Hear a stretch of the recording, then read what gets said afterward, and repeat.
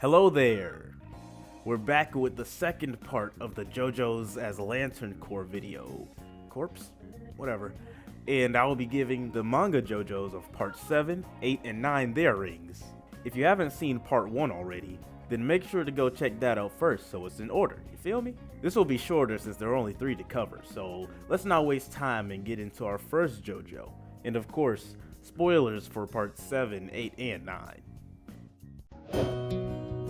Starting us off is Jodio Joestar, the JOJO of Part 7, Steel Ball Run. Johnny has a deep character arc throughout Part 7. Before he lost the use of his legs, he was a spoiled kid who indulged in himself and let his fame and fortune get to his head. After he messed around and found out, he went to find redemption in himself by joining the Steel Ball Run race. His path towards his redemption and growth to become something more was led by Gyro's guidance.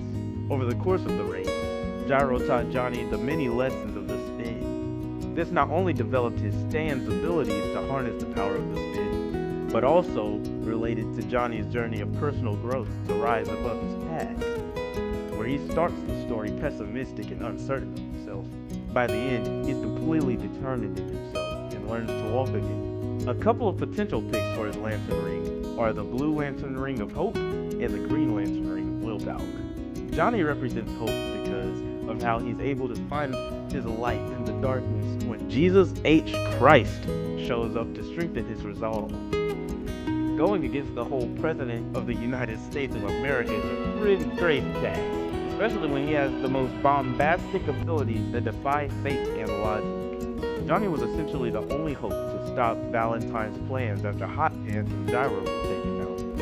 There's also willpower, which is a great pick for Johnny because of how most of his development revolves around him doing what he needs to do and having the resolve to no longer hesitate. When Johnny gets that speech, "If your hand is from Jesus himself, Johnny gets that dark determination fire in his eyes, which is basically when his willpower shines the brightest. And of course, after that, he continues to be more resolved in his actions throughout his life, which is why he's a really good candidate for being a Green Lantern. With all that being said, however, I picked a roundabout answer and decided to make him a Purple Lantern, who represents compassion. I know. The other answers may have made more sense, but I wanted to do something interesting. My reasoning for making him a Purple Lantern is that his character arc does focus on him gaining his willpower back, but we can also say that it's really about him forgiving himself and letting go of his past mistakes. He was the reason his brother got into that accident. His father hates him, and his arrogance was why he became crippled. His mistakes led him to the punishments he faces today, and the Civil War fight is a perfect showcase of that. That whole fight was him having to fight against his past mistakes. The Indigo tribe consists of evil people who have been redeemed/reprogrammed by the ring to know compassion. And Johnny learning to trust in himself and becoming sort of a saint by the end of part 7 leads me toward making him a Purple Lantern. Josuke Higashikata is the JOJO of part 4. Josuke from Part 8, JoJolion, who shall now be referred to as Gappy, is my favorite JoJo, along with Joseph. Don't ask me to pick who I like more. I'll start tweaking up. At the beginning of Part 8, Gappy started off not knowing who he was, and throughout the story, his main goal was to put together the puzzle pieces of his mysterious circumstances to find the truth behind himself and the phenomena of Morio. To me, the answer is really clear for which Lantern Corps he belongs to, considering the events of the story. But I'll mention the Star Sapphire Lantern Corps as an honorable mention real quick, since his love for Yasuho and Holly were driving factors for his actions. Now, I'll just get to explaining why Gappy is a Blue Lantern that represents hope, just like his original universe counterpart. I believe hope is one of the main themes of JoJolion. The story starts with saying that it's about breaking a curse, and Gappy's goal is to find out who he is, and even when the big bad is finally revealed, the calamity of Wonder of You is the direct antithesis of a hope. The rock curse has plagued the Higashikata family for generations, but the discovery of the Rokakaka has given hope to the Higashikatas to do anything to finally break the curse. Gappy discovering more and more about his past, no matter who or what keeps getting in his way, is his hope for finding the truth, overcoming the despair of his enemies. When Gappy used Go Beyond in the final fight against Wonder of You, I imagined that as the pure power of hope going against calamity, since the whole situation against the Stand was completely hopeless. Characters like Yasuho, Norisuke, Carrera, and even Mamazuku saw Gappy as a light of hope for their own lives in some way or another, whether it was to use him for their own goals or as an aid in their own lives. And as I said before, Gappy has great hope in his heart to try to save Holly, a single spark of hope from his past who he barely knows anything about by any means possible, even when her hospital debt was overwhelming and her condition was seemingly hopeless. With Gappy's ability to be a symbol of hope for people around him and having immense hope in his heart, I must put him as a oh, hold on. There seems to be 2 rings on this Gappy fella. As tradition with my favorite characters, I've opted to also make Gappy a White Lantern as well. Now this one can actually make theoretical sense, unlike the other characters I gave this ring to, because Gappy was reborn as a fusion between Josefumi and Kira. Kira could represent the life half since he was a doctor, and Josefumi could be the hope half since he was the one to do the equivalent exchange in their last moments as a hope to repay Kira in some way for all he's done for him in his life. He was literally given new life, so like, it makes sense kinda. Either way, I wanted to do something interesting for my favorite JoJo. So he's got a Blue Lantern and a White Lantern ring.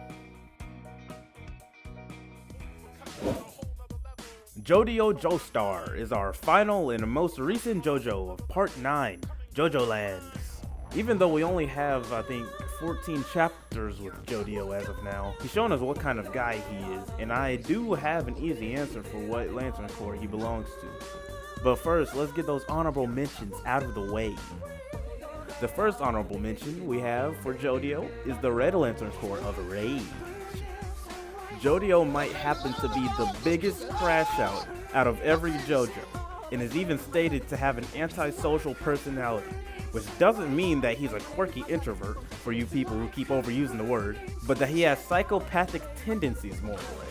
Most of the situations he goes crazy in are valid situations to get mad at. But this boy Jodio will light a bus on fire with the children still in it just because one of the kids bullied his brother. That being said, I wouldn't say that he's really fueled by anger, or that he has great hatred in his heart like that, so I wouldn't say he's the strongest candidate for the Red Lantern Corps. The second honorable mention I can imagine is actually the Pink Lantern Corps of Love. He's not really the lover type, but when it comes to messing with the people he loves, like his brother or his mom, he'll go the extra mile to get his get back. But once again, this isn't really enough for me to put him as a star for Sapphire.